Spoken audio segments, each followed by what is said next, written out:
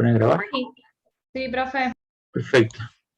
Ok, ahora puse a grabar y lo único que me falta es el sonido. Compartir sonido. Ponemos acá y seguimos donde lo dejamos. La energía química de ATP y NADPH para combinar dióxido de carbono del aire con moléculas orgánicas para formar nuevas moléculas como el azúcar G3P. ADP y NADP+ se reciclan y se pueden usar de nuevo en las reacciones luminosas.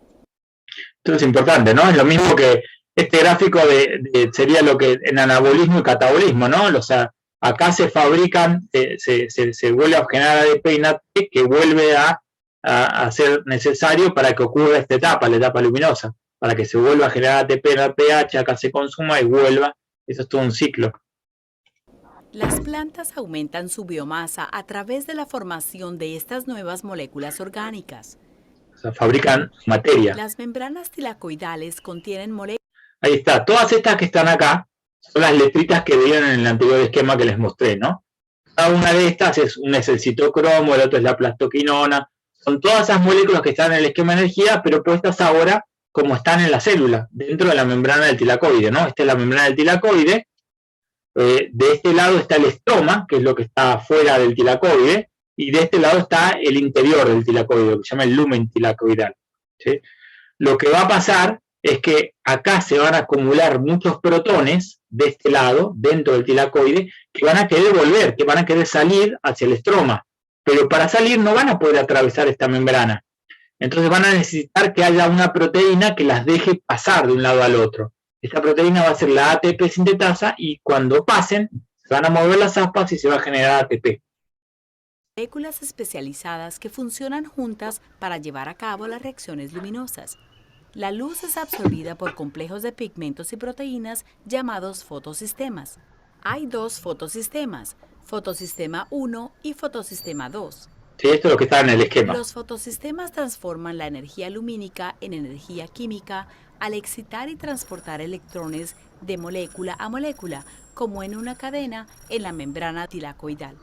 Acá no están viendo, normalmente se hacen los dos esquemas, este y el de energía, para que ustedes se den cuenta que cada vez que se pasa un electrón de una molécula a otra, se va perdiendo energía. Y con esa energía se puede utilizar para algo esa energía. Ahora vamos a ver si muestra el gráfico. A este proceso se le llama una cadena de transporte de electrones. Veamos más de cerca cómo funciona este proceso. Primero, los fotones de luz llegan a la clorofila, un pigmento que absorbe la luz en el fotosistema 2. Los electrones en la clorofila se excitan a un mayor nivel de energía. Los electrones excitados pasan por un portador de electrones. Mientras tanto, el agua se divide y libera electrones. Estos electrones reemplazan los electrones perdidos en el fotosistema 2. Se vuelve a ser neutra la molécula. Esta reacción es el oxígeno que posteriormente se libera en el aire. Los otros productos son protones o iones de hidrógeno que se liberan dentro de los tilacoides. Acá empiezan a acumular protones, ¿sí? Entonces, parte de los protones que se acumulan tienen que ver con este proceso que se llama fotólisis del agua. Después vamos a ver que también hay acumulación de protones porque se pueden bombear protones, pero parte de esos protones tiene que ver con esto. O lumen. Los electrones excitados pasan al complejo del citocromo. Parte de la energía de los electrones la utiliza el complejo del citocromo para transportar protones adicionales hacia el lumen. Acá están los otros protones. ¿Se acuerdan que les dije que había algunas de esas moléculas? Y les dije, me acordaba bien, era el citocromo. Que era una molécula que utilizaba la energía de esa papa caliente, que agarra y se la va a pasar a esta otra molécula, pero ese calor que libera lo utiliza para llevar protones desde acá hacia acá. Entonces cada vez hay más protones de este lado. Cada vez hay más protones. Como hay muchos protones de este lado y poquitos de este, hay un gradiente. Un gradiente quiere decir que estos protones quieren ir hacia allá, de donde hay más hacia donde hay menos. Pero no pueden atravesar esta membrana, van a tener que atravesarlo por la ATP sintetasa. Esto va a venir más adelante. El segundo portador de electrones, una proteína dentro del lumen, recibe los electrones y los pasa al fotosistema 1. Estos electrones ya han perdido la mayor parte de la energía recibida de la luz en el fotosistema 2. Esto en el esquema que vimos antes, ustedes ven cómo perdieron la energía, porque ven el esquema de Z, fueron bajando y perdiendo energía. Acá en este esquema no se puede ver eso, se comenta pero no se ve. Los fotones de luz llegan a la clorofila en el fotosistema 1 y excitan a los electrones nuevamente. Los electrones luego pasan al tercer portador de electrones. Finalmente, estos electrones son reciclados o interactúan con una enzima y con NADP+, el aceptor final de electrones de las reacciones luminosas para formar NADPH. Parte de la energía de la luz ahora está almacenada en la molécula reducida de NADPH. Parte de la energía liberada por la transferencia de electrones ha establecido un gradiente de protones a través de la membrana tilacoidal. Los protones que se acumularon en el lumen se difunden hacia el estroma a través de una enzima llamada ATP sintasa. ¿Sí? Tenemos todos los protones que se acumularon y estos protones quieren volver, porque acá hay muchas bolitas, acá hay menos, entonces esto quiere que haya el mismo número de los dos lados. Esto es lo que dice la termodinámica, es lo que ocurre espontáneamente. Entonces, como quieren volver, pero no lo pueden hacer por la membrana. La única forma es que es atravesar esta proteína. Y esta proteína es la que en los libros se dibuja con aspas, y cada vez que uno de estos protones pasa de un lado al otro, esa aspa se mueve. Y en lugar de generar electricidad, esta aspa se utiliza para generar ATP. La ATP sintasa usa la energía potencial del gradiente de protones para combinar ADP con fosfato inorgánico para formar ATP. Esto que está explicando acá, la formación de ATP a partir de este gradiente, es lo que se llama fosforilación oxidativa. Y les dije que era algo que tenían en común. La respiración y la fotosíntesis tienen eso en común, ¿sí? En la respiración también hay una ATP sintasa. A veces yo le digo sintetasa, porque yo algunos libros vi que le ponen sintetasa. Pero bueno, acá dice sintasa, ¿sí? En la respiración también está esta proteína y también se genera el gradiente electroquímico, ¿sí? La fosforilación oxidativa es algo común. Y el transporte, la cadena de transporte de electrones, esta particularidad de que los electrones pasen de una molécula a otra a través de moléculas que están en una membrana, y que alguna de esas moléculas tengan la capacidad de bombear protones, esto se llama cadena de transporte de electrones. Y también está en la respiración, es algo que tienen en común la respiración y la fotosíntesis. De esta manera, la energía potencial se transforma en energía química almacenada como ATP. ATP y NADPH ahora tienen energía almacenada a partir de las reacciones luminosas. Esta energía se puede usar en el ciclo de Calvin. Esta cadena de transporte de electrones activada por la luz suele ser continua en presencia de luz solar. Abarca una serie de reacciones químicas que incluyen absorción de luz, conversión de energía y transferencia de electrones. Ven, cuando les decía, todo esto se repite, para demostrar el gráfico, ven, todo el tiempo está ocurriendo esto. Mientras haya luz. Cuando se hace de noche, esto deja de ocurrir, porque para que todo esto funcione, necesitamos que haya luz. Para que se exciten las moléculas de clorofila, para que se rompa la molécula de agua, necesitamos luz. Entonces, este proceso solamente puede ocurrir en presencia de luz. En la noche no ocurre este proceso.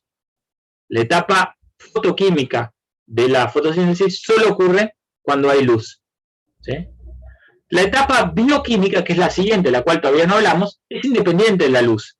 En realidad, ocurre de noche y ocurre de día. El tema es que si ocurre de noche, va consumiendo todo el ATP que se generó y todo el NADPH que genera la etapa fotoquímica, se va consumiendo. Entonces, probablemente hay un momento en que no haya más ATP y no haya más NADPH, con lo cual también se detiene la etapa bioquímica. Pero no porque requiera luz, sino porque requiere estos insumos que son producidos cuando hay luz. Pero no es dependiente de la luz. La fotoquímica sí, no ocurre si no hay luz. Y la bioquímica es independiente de la luz, pero requiere que se produzcan, que haya ATP y que haya NADPH para ocurrir. Realizada por los fotosistemas y otras enzimas en la membrana de los tilacoides. El ciclo de Calvin ocurre en el estroma del cloroplasto, el fluido acuoso y transparente que rodea los tilacoides. Es útil dividir el ciclo de Calvin en 3 fases. Todo esto que va a hablar ahora no mencioné ninguna palabra hasta ahora. Yo les dije que en la etapa bioquímica lo que va a ocurrir es que el dióxido de carbono que está en la atmósfera se va a transformar en un compuesto orgánico. Yo les dije glucosa, acá les van a hablar de un compuesto de 3 carbonos, que se llama recién lo dijo, no me acuerdo cómo se llama, La glucosa tiene 6 carbonos, es decir, cuando juntás 2 de esas moléculas de 3 carbonos, formás una de 6 carbonos como la glucosa. ¿Qué parte del cloroplasto pasaba? Porque no escuché justo. Esto ocurre en el estroma, ¿sí? En el estroma del cloroplasto. La etapa fotoquímica ocurre en la membrana del tilacoide y la etapa bioquímica ocurre en el estroma del cloroplasto, ¿sí? ¿Hacia dónde volvieron los protones y generaron ATP? Hacia el estroma. Entonces el ATP quedó ahí, quedó en el estroma, que es donde va a ocurrir la etapa siguiente. Entonces ahora les voy a hablar un poco más en detalle de ese proceso de transformar CO2 de la atmósfera en compuesto orgánico. Y en ese proceso va a haber distintas reacciones, o sea, en este ciclo voy a irles presentando distintas reacciones químicas. Este es un proceso que incluye distintas reacciones. Y cada una de esas reacciones tiene una enzima específica que cataliza esa reacción. Hay una muy importante, que ustedes conocen porque han leído, han oído seguramente, que el nombre coloquial es rubisco. ¿Sí? El nombre en realidad químico es ribulosa 1,5-bifosfato carboxilasa o algo así. El nombre común, con el que la gente la conoce, más el apodo sería es rubisco. Esa es la enzima clave de este proceso. ¿Por qué? Porque esa enzima toma dióxido de carbono de la atmósfera y lo transforma en un compuesto orgánico. Es decir, une ese carbono inorgánico a otras moléculas de carbono y forma un compuesto orgánico. ¿Sí? Entonces ahora va a hablarles un poco de eso. Fijación, reducción y regeneración. En la primera fase, el carbono inorgánico en forma de dióxido de carbono del aire se incorpora en moléculas orgánicas, un proceso conocido como fijación de carbono. 3 moléculas de dióxido de carbono reaccionan con 3 moléculas de ribulosa bifosfato RVP para producir 6 unidades de una molécula de 3 carbonos llamada 3-PGA. La enzima rubisco cataliza esta reacción. En la segunda fase, las moléculas orgánicas aceptan electrones, un proceso llamado reducción. Las 6 moléculas de 3-PGA usan 6 moléculas de ATP y 6 de NADPH, la cual almacena energía de las reacciones luminosas para generar 6 moléculas de G3P. Las moléculas G3P... Acá se está utilizando este ATP y este NADPH, ¿dónde se generaron? Se generaron en la etapa previa, en la etapa fotoquímica. Ahí se generaron estas moléculas que ahora son utilizadas en este proceso, en el ciclo de Calvin-Benson. Contienen más electrones y tienen más energía potencial que 3-PGA. Una molécula de G3P sale del ciclo. Se puede usar para hacer otras moléculas orgánicas. En la tercera fase, la fase de regeneración, un gran conjunto de reacciones usa las otras 5 moléculas de G3P y energía de 3 moléculas de ATP para producir 3 moléculas de RVP. Con la RVP reformada, el proceso puede empezar de nuevo. Nótese que en el ciclo de Calvin, la energía de ATP y NADPH producida en las reacciones luminosas se usa para generar una molécula G3P a partir de 3 moléculas de dióxido de carbono. En este proceso, los electrones que pierde la NADPH son aceptados por los carbonos de las moléculas de dióxido de carbono, que son los aceptores finales de electrones de la fotosíntesis.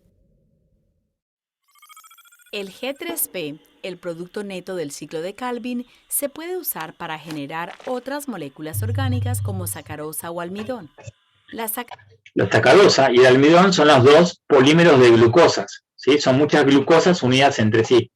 El tipo de uniones entre esas glucosas hace que estas moléculas sean diferentes químicamente y cumplan una función diferente, pero la sacarosa en realidad es la unión de 2 glucosas, ¿sí? Es un disacárido, y el almidón es un polisacárido, es la unión de muchas glucosas diferentes, perdón. La sacarosa que producen las células de la soja. Profe, perdón, la G3P entonces es una glucosa. La G3, sí, la G3 no es una glucosa. La G3P es un compuesto orgánico que tiene 3 carbonos. Lo que estoy diciendo es que a partir de ese compuesto de 3 carbonos, si juntás 2 de esas moléculas que tienen 3 carbonos, obtenés una molécula de 6 carbonos como la glucosa. Ajá, o sea, Bueno, a partir de ese producto final después se genera almidón, sacarosa y demás. mira, lo importante es, en el ciclo de Calvin se produce una molécula orgánica, llámese G3P, o sea, una molécula de 3 carbonos, llámese glucosa, llámese como quieras, o sea, hay diferentes, podrían ser distintas. Lo importante es que se produce una molécula orgánica y de esa molécula orgánica se puede producir otra enorme cantidad de moléculas diferentes, otros procesos, ¿no? Pero la clave está en que existe la posibilidad de transformar el carbono inorgánico de CO2 en una molécula orgánica. Bien. Hojas se transporta a través de los haces vasculares hacia otras partes de la planta, como los tallos y raíces. Las células de las hojas también pueden producir almidón para almacenar energía a largo plazo. En general, las moléculas generadas por la fotosíntesis proporcionan el sustento y los elementos vitales que permiten que las plantas crezcan. A nivel mundial, la fotosíntesis produce un estimado de 150.000 millones de toneladas métricas de carbohidratos al año y es responsable del oxígeno de nuestra atmósfera, lo que lo convierte en uno de los procesos químicos más importantes para la vida en la Tierra. Bueno, listo. Entonces, esto sirvió para completar un poco lo que veníamos viendo en el esquema, en este esquema.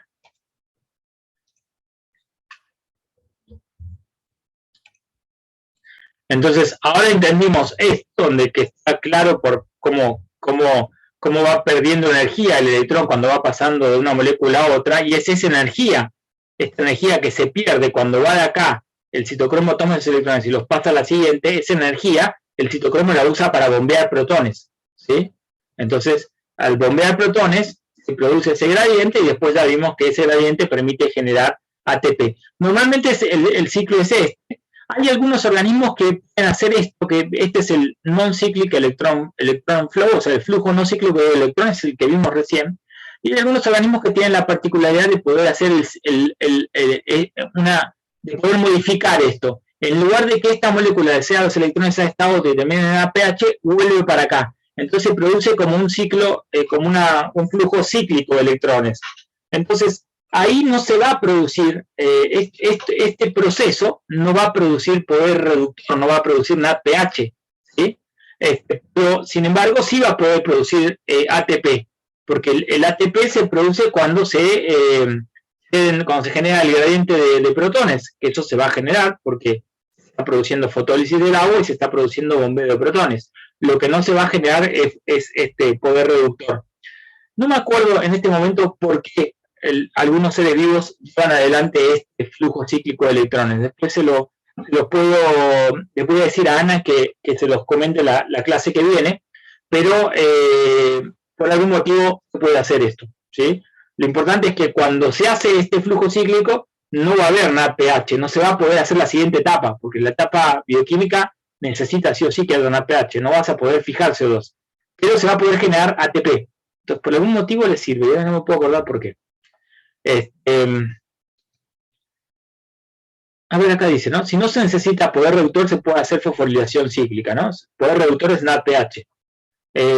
Si bloquea el fotosistema 2, algunas algas cianoteras pueden hacer fotosíntesis anoxigénica usando H2 como fuente de electrones.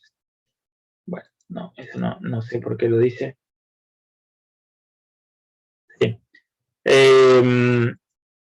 Bueno, esto entonces queda pendiente para hablar con Ana, ¿para qué sirve esto, no? ¿Por qué algunos organismos hacen esto? No me termino de acordar para qué sirve, pero queda pendiente para que explique Ana en la próxima clase cuándo ocurre la fotofosforilación cíclica, ¿no? ¿Qué organismos la hacen y por qué? Pero lo otro que nos queda es lo que vimos antes, que es que hasta ahora hablamos de una fotosíntesis oxigénica, que es cuando participa el agua, es el dador de electrones, el agua se rompe, genera oxígeno, pero este es uno de los casos de fotosíntesis. Después vimos que hay otras bacterias que hacen fotosíntesis anoxigénica. Entonces, vamos a ver cómo funciona esa fotosíntesis, la anoxigénica, ¿no? Que la tenemos en este esquema. Entonces, fíjense que en el caso de la fotosíntesis anoxigénica, lo que tenemos también es un flujo cíclico de electrones, ¿sí? O sea, parecido a lo que no sé para qué lo hacen algunos organismos en el otro caso, en el caso de la fotosíntesis oxigénica, dijimos que había una posibilidad de hacer este flujo cíclico. Bueno, en la fotosíntesis anoxigénica se hace este flujo cíclico. Entonces viene la energía de la luz, excita esta clorofila, que en este caso se excita a otro nivel de energía, ¿no? A otra longitud de onda, este es en 870. Cuando se excita C de electrones, empiezan a pasarse electrones de un lugar a otro, y en lugar, como acá no hay agua, que de estos electrones, estos mismos electrones que giraron dieron toda la vuelta, vuelven a pasar acá, ¿sí? Y acá dice hay un dador de electrones externos. O sea, en algún momento, ¿por qué hay electrones externos acá? Van pasando y vuelven acá.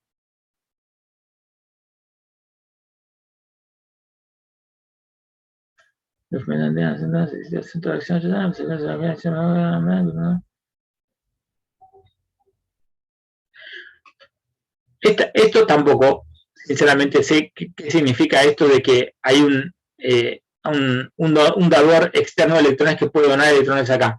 Lo que sí entiendo es que en la fotosíntesis anoxigénica de las bacterias púrpuras, está hablando un tipo de fotosíntesis anoxigénica, que es de las bacterias púrpuras, la formación de ATP se produce por este proceso cíclico. Los electrones, lo que vimos antes es que cuando se excitaba la clorofila pasaba electrones y se iban pasando de una a otra hasta que llegaban al APH, ¿verdad? Ese es el caso que vimos de la fotosíntesis oxigénica. Bueno, en el caso de las bacterias púrpuras, lo que hacen es, los electrones se van pasando, pero vuelven al fotosistema nuevamente.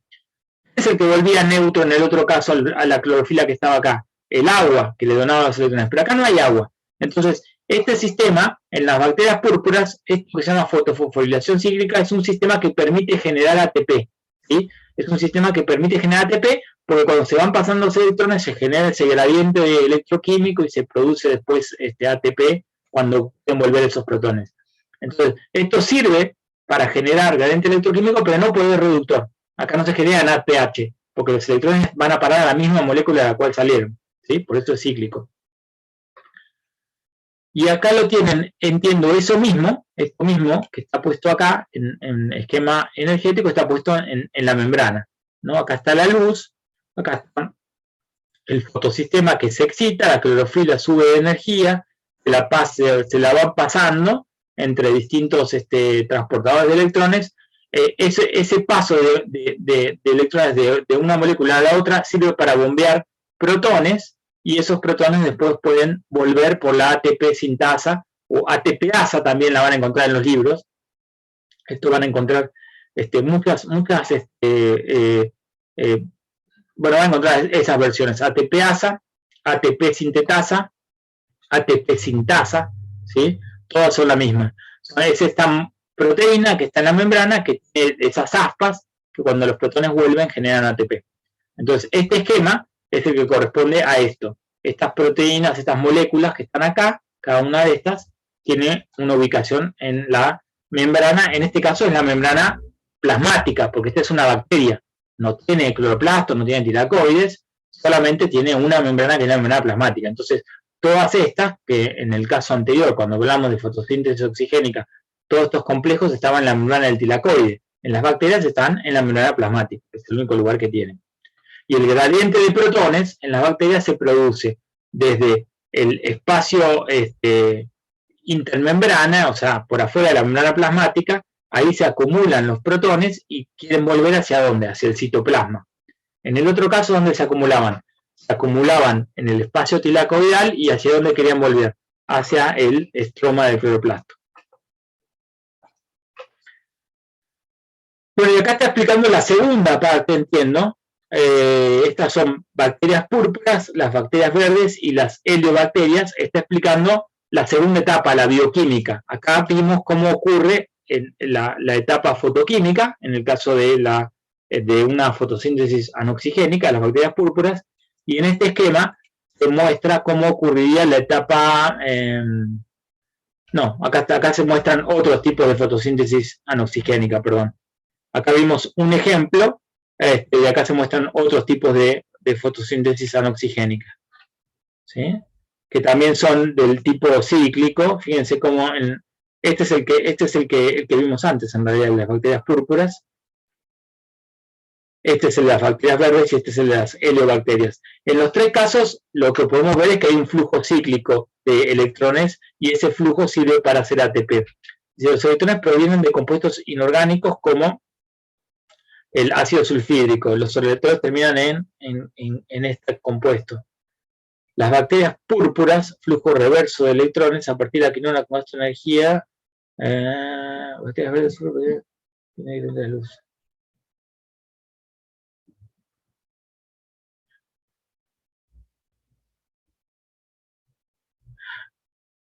Ok, entonces, lo que está diciendo es que las bacterias, estos son ejemplos de fotosíntesis anoxigénica, ¿no? En las bacterias púrpuras, ¿cómo se genera el ATP? Para la etapa bioquímica, que es la que sigue, necesitamos dos cosas, ATP y poder reductor. El ATP, ¿cómo se genera en los tres casos? Se genera a partir del flujo cíclico de electrones, en los tres casos, en las bacterias púrpuras, en las bacterias verdes y en las heliobacterias. Se genera a partir de este pasaje de electrones entre sí, de bombeo de protones, generación de gradiente y generación de ATP. En los tres casos es igual. La diferencia es cómo se genera el poder reductor, cómo se genera lo que sería el NADPH en la fotosíntesis oxigénica.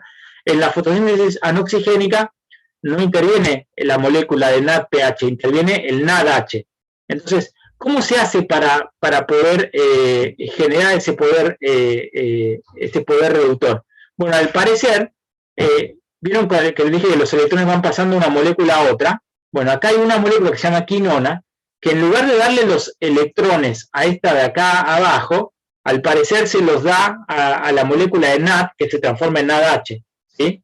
Pero como esta molécula, esta le da los electrones para generar el poder reductor, para generar este NADH, pero esta molécula también necesita recibir electrones para pasárselo a este y para volver esta molécula a ser neutra y que el ciclo siga. Entonces, ¿quién le da los electrones acá? Los da alguna molécula, algún dador de electrones, como puede ser el ácido sulfídrico. Entonces, en la fotosíntesis anoxigénica, el dador de electrones no es el agua, por eso no se forma oxígeno, es este. Y la diferencia es que en la oxigénica, ¿dónde daba el dador de electrones los electrones? Los daba acá, ¿se acuerdan? Porque esta molécula de clorofila se excitaba, cedía electrones y el agua, la fotosíntesis del agua, le daba los electrones a este fotosistema. Acá ocurre en otro lugar, acá ocurre a este nivel. La quinona, que tiene electrones, en lugar de dárselos a este, los da a esta molécula para formar el NADH o el poder reductor. Y los electrones del H2S, o sea, del dador de electrones, van a se los van a dar a la quinona para que vuelva acá y este vuelva a ser nuestro y siga, ¿sí? Esto es en el caso de las bacterias púrpuras. Y en el caso de las bacterias verdes y las bacterias heliobacterias y las heliobacterias, la generación del poder reductor se da de otra manera. No sé cómo, pero se da de otra manera. ¿Ven? Acá dice, en las bacterias púrpuras se da, por lo que dijimos recién, pero en las otras se da directamente por la luz, dice.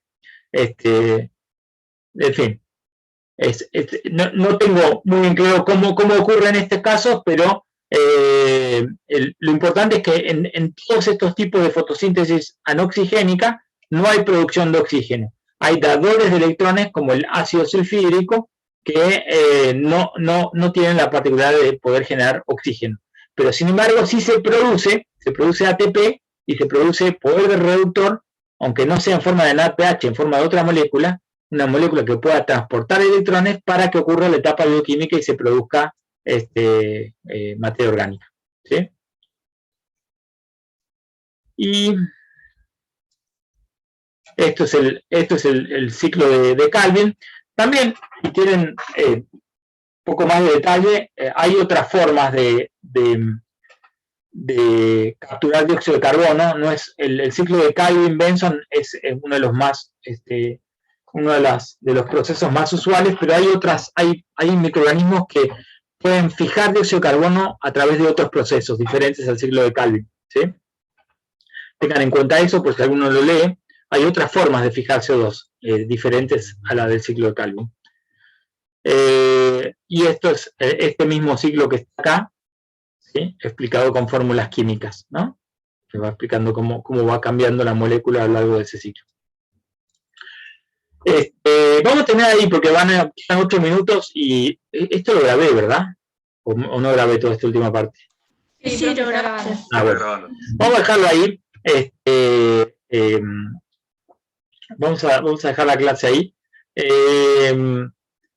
Voy a subir las grabaciones de esta clase y va a quedar pendiente entonces para que Ana les explique un poquito con más detalle esto que yo no me acordaba, que es, no me acuerdo, que es el por qué, para qué sirve el flujo cíclico acá de electrones, esto, ¿sí?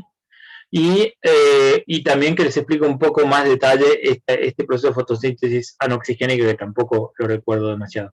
Esto le voy a pedir a Ana que en la clase que viene lo profundice, pero bueno, lo que sí creo que quedó claro, o espero que haya quedado claro, es todo el resto, que es la fotosíntesis oxigénica, la etapa fotoquímica, la etapa bioquímica, la cadena de transporte de electrones, la fosforilación oxidativa, entender cuáles son las semejanzas entre esos procesos de respiración celular y fotosíntesis, cómo utilizan mecanismos similares, utilizan la cadena de transporte de electrones y la fosforilación oxidativa, los dos procesos para poder generar ATP a través de un gradiente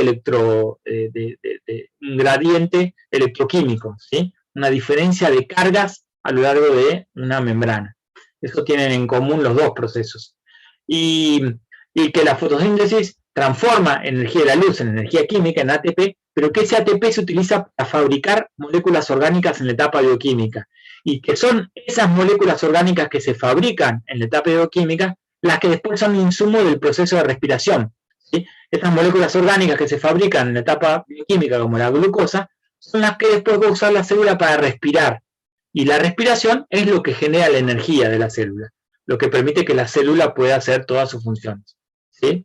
Entonces tengan en cuenta eso, que muchas veces se suele confundir. Bueno, no sé si alguien tiene alguna duda o alguna cuestión para acotar. Nos quedan 5 minutitos.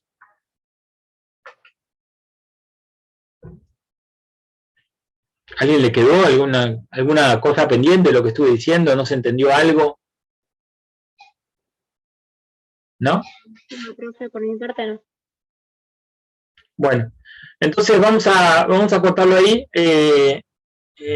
Entre mañana y pasado voy a subir al aula virtual los links de YouTube donde van a estar las grabaciones de la clase, y la clase que viene retoma Ana con el tema que, bueno, no sé si los temas que tenía hoy Ana, pero tampoco, como les dije, como no son los temas que doy yo habitualmente, tampoco prefiero que los dé ella, que los viene dando los últimos años y los tiene más presentes. Pero por lo menos avanzamos en esto, en esa parte del programa pudimos avanzar, y quedan algunas cosas pendientes que va a retomar Ana la clase que viene. ¿Sí? Bueno, profe, ¿puedes subir también el videito de YouTube, el link? Sí, subo el link, sí. Normalmente creo que también lo estás viendo, pero sí, subo el link del video, sí. Gracias. Bueno, buenas Pascuas para todos, y conéctense el miércoles que viene al link que les va a mandar Ana para continuar con la materia. Nosotros nos volvemos a reencontrar en la clase anterior al parcial. Acuérdense que ahí yo voy a tomar todas sus tareas, todos los trabajos que están haciendo, y voy a intentar como hacer yo lo pienso como un repaso para el parcial, pero sobre casos concretos, ¿no? Tomando ejemplos de microorganismos concretos, no hablando de las células, las bacterias, la fotosíntesis, sino hablando de las bacterias púrpuras hacen esta fotosíntesis, hacen esta respiración, hacen este proceso para obtener energía, centrado en lo que ustedes traigan, pero hablando de casos concretos de microorganismos, no en general, ¿sí? Esa es un poco la idea de la clase, que en cierta forma va a servir como un repaso, y va a servir para lo otro que me interesa esa clase, que es, como les dije, tener presente la diversidad de microorganismos. Todos sabemos que los animales que están en un zoológico o en un jardín botánico, más o menos tenemos idea de algunos, pero de los microorganismos sabemos muy poco. Entonces, un poco la clase también es para ponerle nombre y apellido a microorganismos y que ustedes en su cultura ecológica también tengan eso, tengan algunos, conozcan además de los animales superiores, conozcan también microorganismos que puedan nombrar y caracterizar. ¿Sí? Bueno, chao, nos vemos. Buenas Chao, tardes. profe. Chao, gracias. Nos vemos. Chao. Chao.